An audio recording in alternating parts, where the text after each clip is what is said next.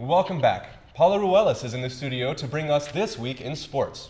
So Paula, it looks like the Roadrunners had a really great weekend. Do you think we've got a good season ahead of us? Well, guys, based on their performance this past weekend, I'd really like to think so. But there's so much more time left in the season that we really can't get too ahead of ourselves.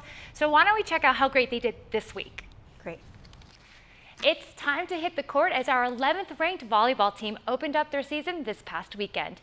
The Roadrunners played up to their high rankings, sweeping King College and Finlay on day one of the Ore-Digger Classic. In day two, they decimated the second best team in the tournament, St. Cloud State, with the final score of 3-0. Time for some highlights as the Roadrunners look to go 4-0 the entire tournament. The team took on Northwood University from Michigan in the tournament's finale. First set, Emily Greenhall throws it down for one of her 11 kills in the match. Then preseason year player of the year, Bree Morley, pounding out the kill, and Metro wins 25-17 in set one. Into the second set, not Fan with the serve, and who's going to take it? Looks like no one wanted it. Metro wins set two, 25-17. Third set, and new transfer Alyssa Heath finds an opening, giving her team the early lead. Then a couple new faces with the block, and the Roadrunners go on to sweep Northwood to remain undefeated on the season. Head coach Debbie Hendricks gives us her thoughts on the great start. I tell you what, when we're in system and we are, bringing a swarm mentality, we're tough. We've got weapons in every position, especially at the pins, and I think that we were very aggressive for most of the weekend. Last Friday, the women took on Upper Iowa in a hard-fought battle, winning 3-2 on an own goal by the Peacocks. On Sunday, the women played against McPherson. With the lack of offense, it started to look like a repeat of Friday until the second half. And that's where we'll start. Game tied until midfielder Becca Medina takes the free kick and cranks the shot over the goalkeeper to go up one. Trying for her second goal of the day, and she does it. Or does she? It was determined that the ball went off the keeper's back and counted as an own goal. So only one goal for Medina on the day. Back to the scoring with Carissa Price getting in on the action, making it 4-1. Freshman Abby Rolfe also netting one, scoring her first career goal with the great cross. Somebody looks happy about that one. With Medina getting denied her second goal, someone had to get two, and why not it be Rolfe? She gets the tap in from Tess Hangelock's cross pass and makes it 2 for the game. The Runners roll to an easy 6-1 victory. After the game, we spoke with Becca Medina, and here's what she had to say. I'm going to try to keep scoring, but definitely just try to be a distributor and help other people score as well. On to men's soccer now, as they opened their season against Upper Iowa this past Friday. While the women fought tooth and nail with the Peacocks, the men didn't have any troubles finding the back of the nets. First half, Chris Yoder with the rock, no one covering the midfielder, and he gets the wide open shot for the first goal of the game.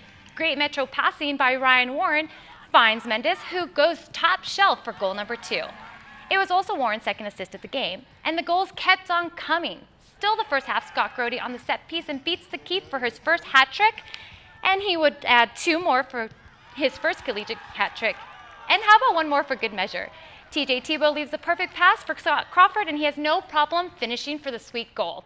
Metro State clobbers Upper Iowa 8-1 to start off the season on the right track. Now, Sunday's game was not as exciting as it was a tight match against University of Mary the entire game. Metro held a 2-1 lead until the final seconds, 25 seconds when the Marauders scored to tie things up. And that's where it would end after 2 overtimes. Metro heads on the road to Seattle for next weekend's matchups. Have you ever wanted to go onto Coors Field, Sports Authority Field at Mile High, or on the court at the Pepsi Center? Well, now you can get that chance while also giving back to a great cause by running in the 6th annual Fans on the Field 10K, 5K run. This event benefits the National Sports Center for the Disabled, and it will take place on September 25th, starting at Coors Field.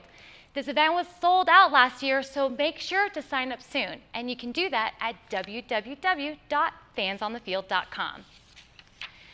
And as baseball season comes to a close, it appears it will not be a Rocktober this year. Watch as I show you why that is.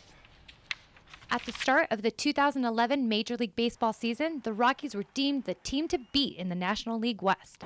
These expectations were high because of the contract extensions of both Tulo and Cargo, returning players such as Helton and Fowler, and new talent like Ty Wigginton joining the team. In April, the Rockies had a 17-8 record, making them the #1 team in the NL West and the 3rd best team in the majors. At the time, it seemed the Rockies were well on their way to meeting those high expectations. So what happened? You had expectations this year. You have to sit down in the offseason and get away from the emotional part of it. Figure out why you had those expectations, figure out where they came up short. The expectations certainly became unrealistic as the injury bug began to bite. Pitcher Jorge De La Rosa underwent season-ending Tommy John surgery in May, while pitcher Juan Nicasio underwent neck surgery. Promising young outfielder Charlie Blackmon is also out due to a fractured left foot, which occurred July 7th.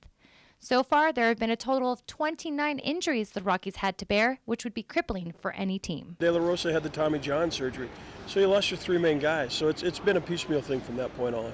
The injuries, especially those of the starting pitchers, have caused the bullpen to wear down, leading to the many struggles they faced on the mound. Well, I just think it was overused, overtaxed. It's like anything else. You keep pulling on a rubber band and eventually it'll break, If you use a rubber band properly, it can last a long time, but if you pull on it all the time, you're going to eventually break it. I think that's what happens with the bullpen.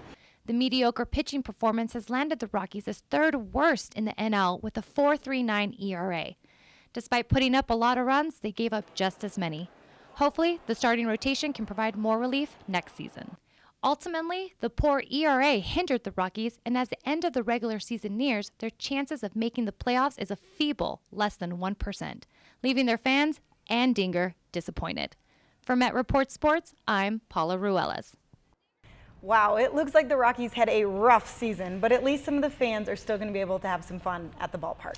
As fans, we're always seeing the field from the stands or from TV. It would be quite interesting to have a point of view from right on the field.